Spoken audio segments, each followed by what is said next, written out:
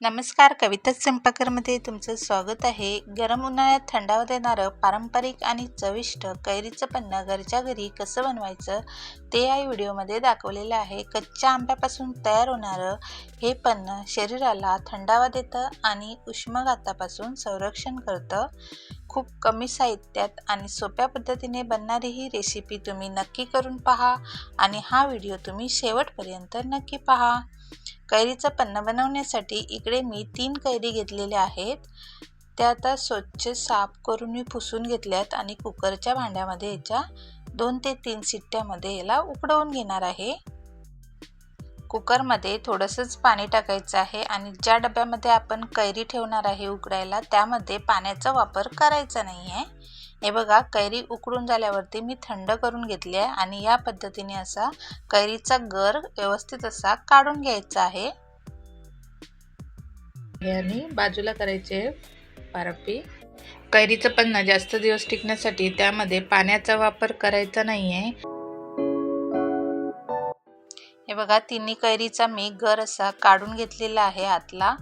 साधारण हा अर्धी वाटीच्या वर झालेला आहे आणि त्यासाठी आपल्याला मी अर्धी छोटी वाटी मी साखर घेतली आहे आणि अर्धी छोटी वाटी मी गूळ घेतलेला आहे. तुम्हाला पाहिजे तर पूर्णपणे तुम्ही साखरेचा वापर किंवा गुळाचा वापर करू शकता. गूळ, साखर आणि कैरीचा गर मिक्सरमध्ये बारीक असं फिरवून घ्यायचं आहे. मग व्यवस्थित असं मिक्स होऊन जातं.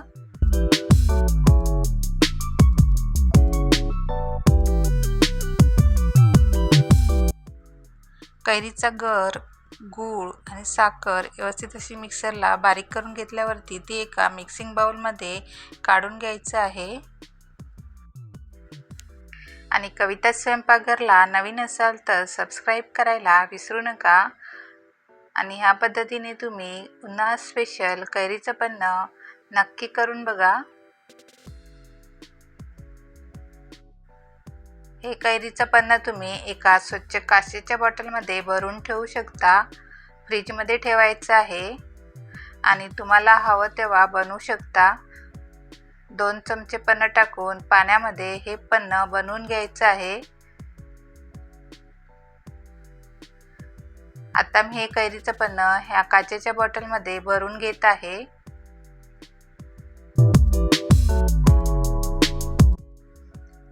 हे बघा, ह्या बॉटलमध्ये मी कैरीचं पन्ह भरून घेतलेलं आहे. व्यवस्थित असं झाकण बंद करायचं आणि फ्रीजमध्ये बॉटल ठेवून द्यायची आहे. कैरीचं पन्ह बनवण्यासाठी मी साधारण 4 चमचे कैरीचं पन्ह्याचं मिश्रण मिक्सिंग बाउलमध्ये घेतलेलं आहे आणि त्यामध्ये मी थंड पाणी टाकलं आहे. मला 2 ग्लास मी कैरीचं पन्ह बनवून घेणार आहे. कैरीचं पन्ह साधारण 1 महिना आरामशीर टिकू शकतं. शक्यतो तुम्ही काचेचीच बॉटल वापरा. त्यामध्ये थोडीशी वेलची पूड, काळं मीठ, साधं मीठ आणि तुमच्याजवळ जर असतील पुदिन्याची पानं ती टाकून मस्त असं कैरीचं पन्ह बनवून घ्यायचं आहे. व्यवस्थित असं मिक्स करून घेऊयात.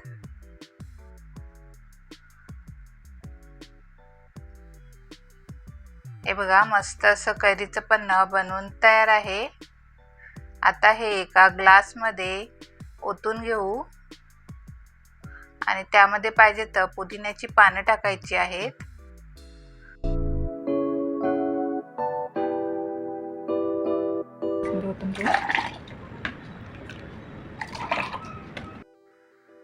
हे बघा, उन्हाळा स्पेशल कैरीचं पन्ह बनवून तयार आहे. शरीराला थंडावा देणारं आणि उष्माघातापासून संरक्षण करणारं खूप कमी साहित्यात आणि सोप्या पद्धतीने बनणारी ही रेसिपी तुम्ही नक्की बनवून बघा. आणि कविता स्वयंपाकघरला नवीन असाल तर सबस्क्राईब करा आणि त्याचबरोबर लाईक शेअर करायला विसरू नका. व्हिडिओ पाहिल्याबद्दल धन्यवाद. Bye bye.